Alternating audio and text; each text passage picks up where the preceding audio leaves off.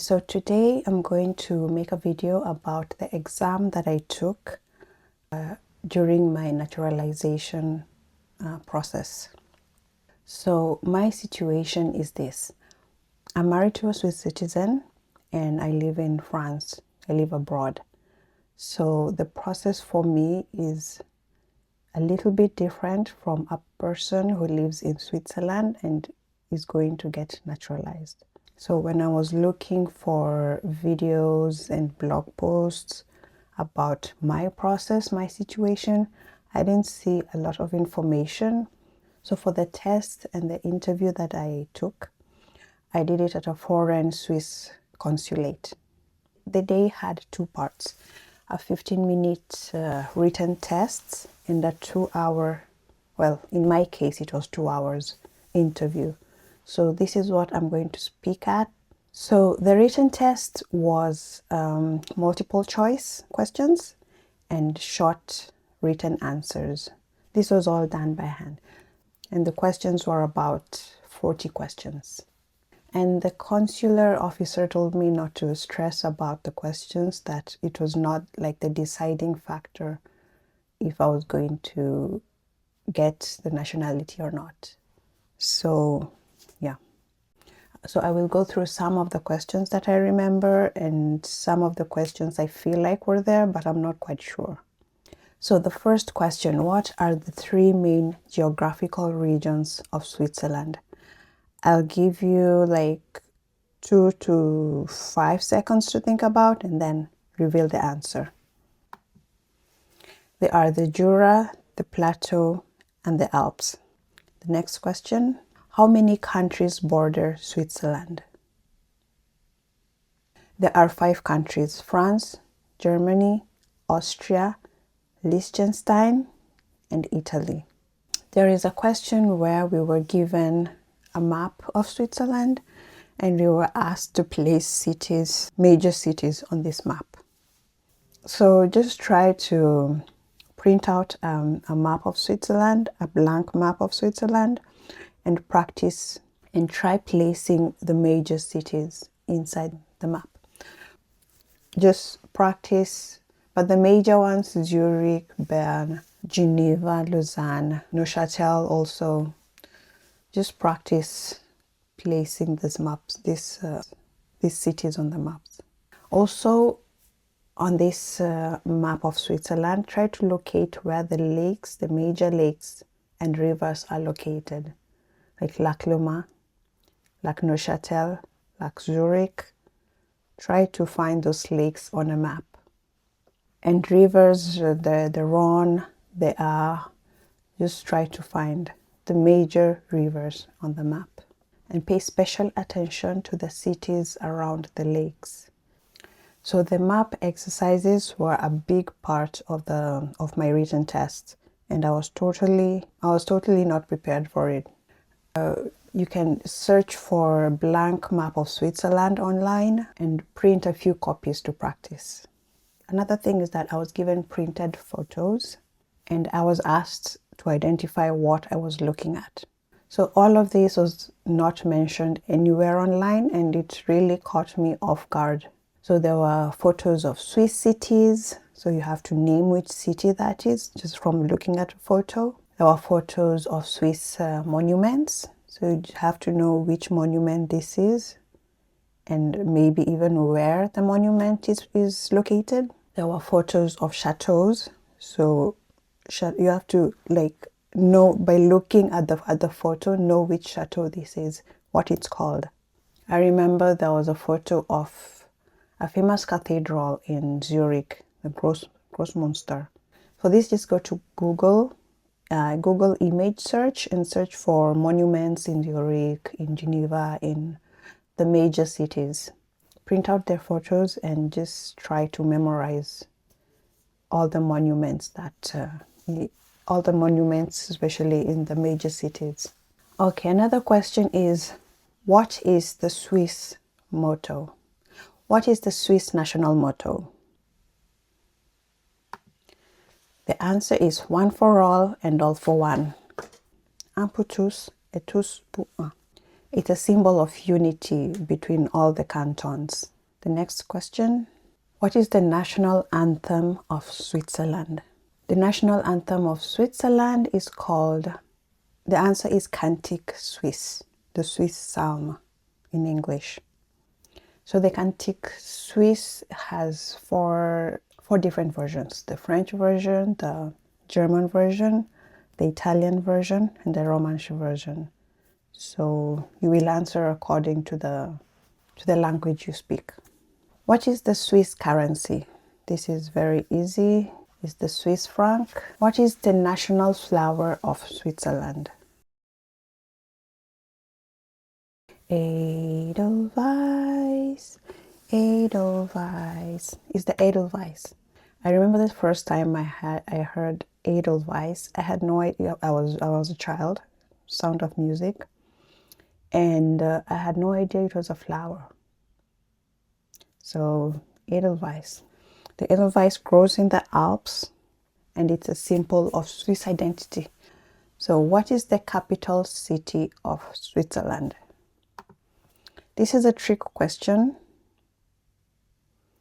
because Switzerland has no official capital city.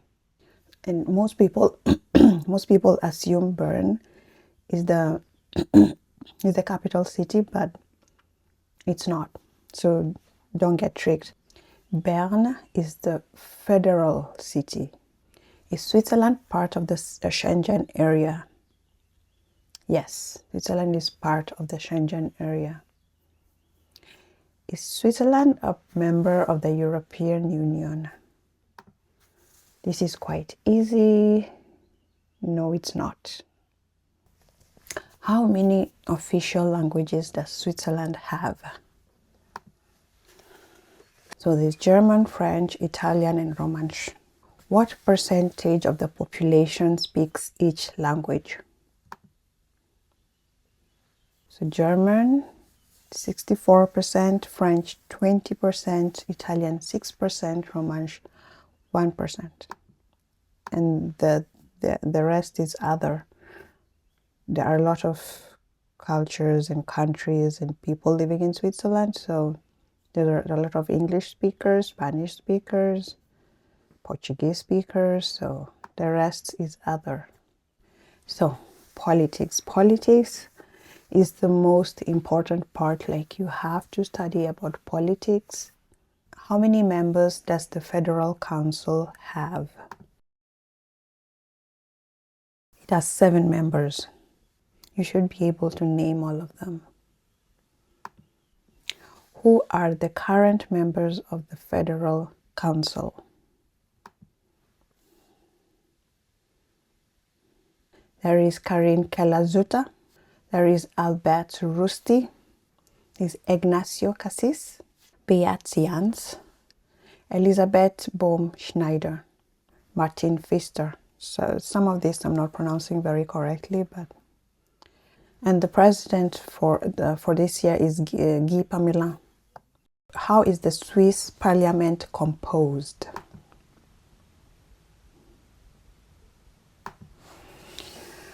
So there's the National Council, Conseil National, which has 200 members, and the Council of States, the Conseil d'État, which has 46 members. And together they form the Federal Assembly.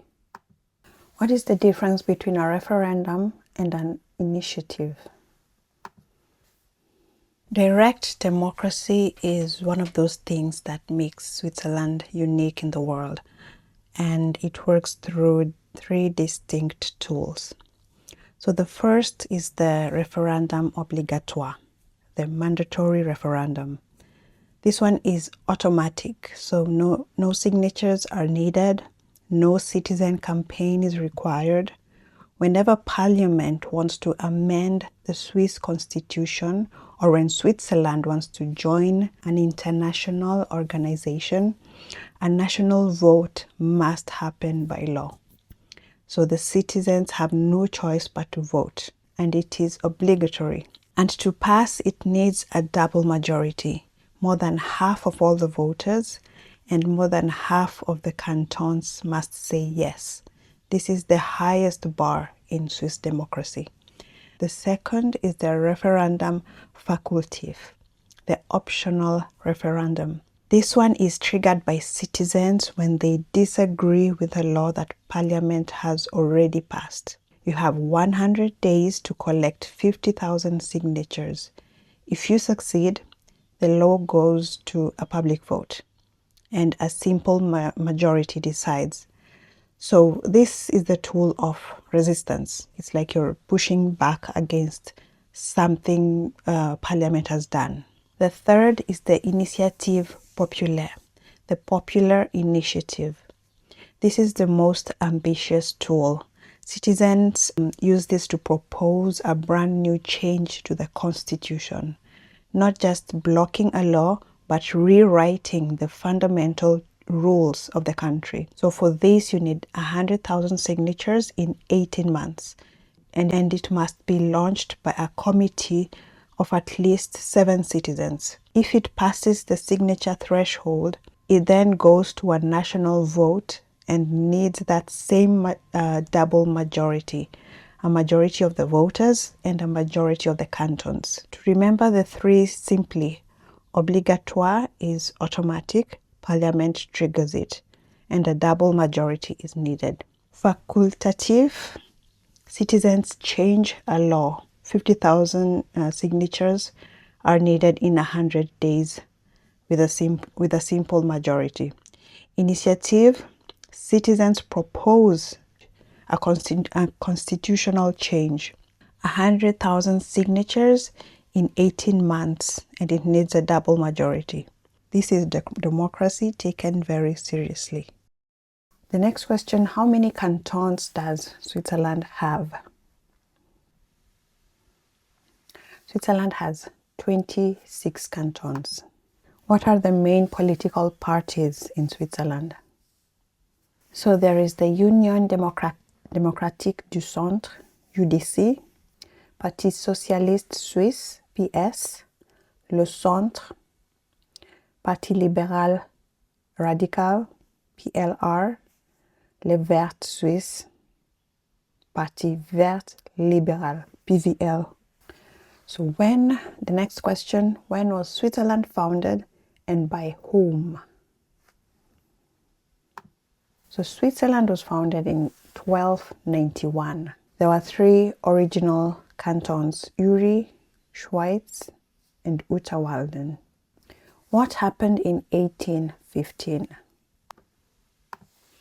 So in 1815, the Federal Pact was signed and Swiss neutrality was officially recognized at the Congress of Vienna. Napoleon had previously occupied Switzerland between 1798 and 1815. What was the Sonderbund War and when did it happen?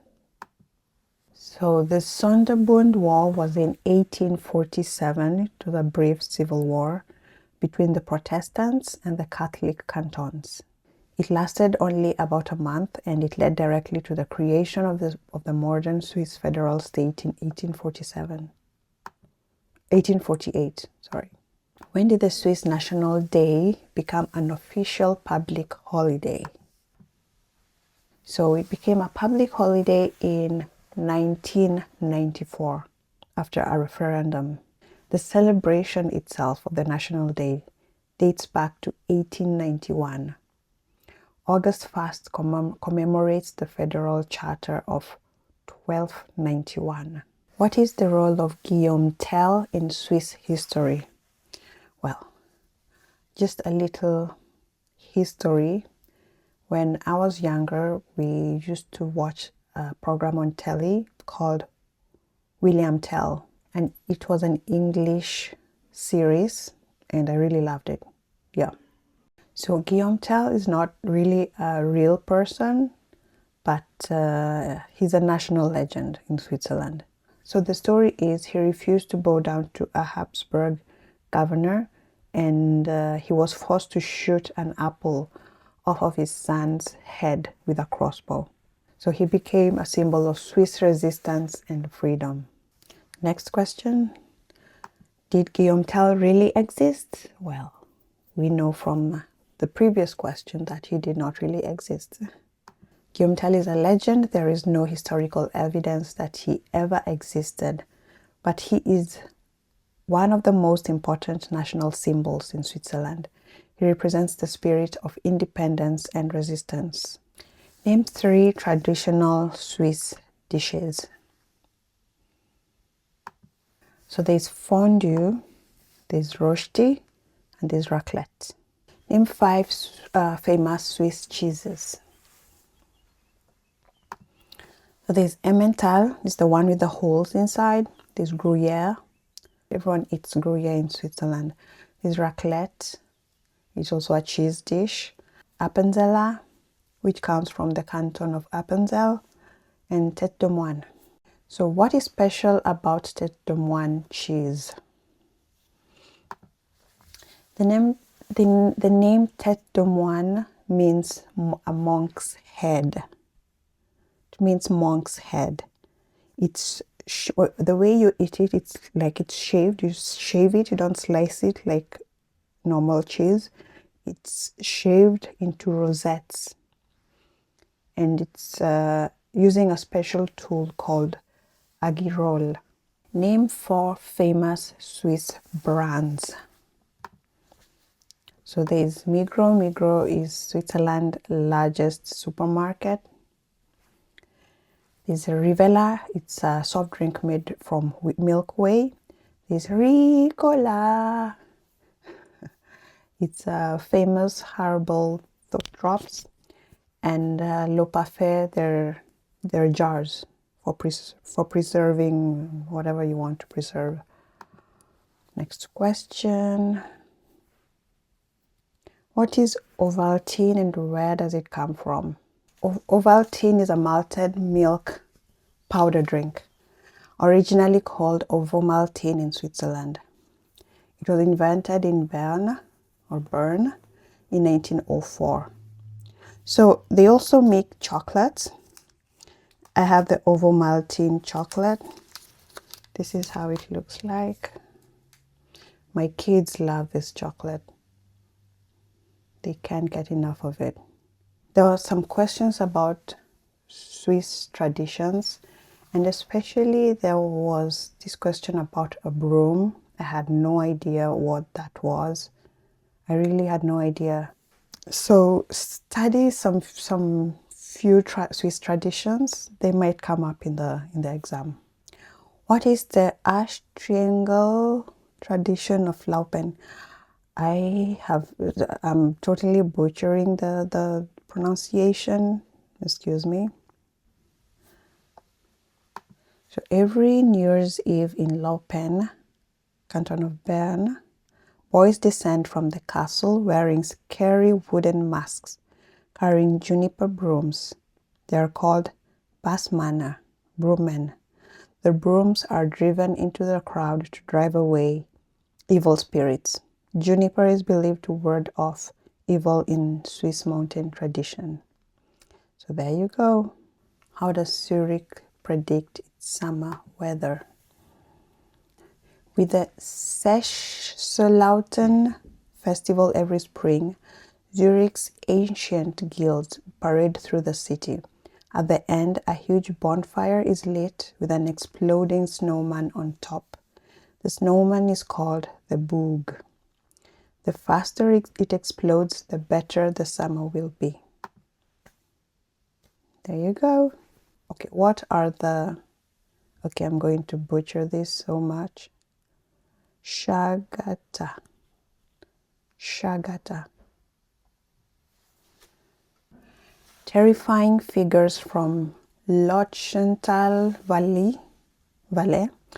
They wear fur costumes with skull-like masks and wild hair. They roam the streets ringing cowbells after dark before Lent. Rooted in ancient pagan rituals to drive out evil winter spirits.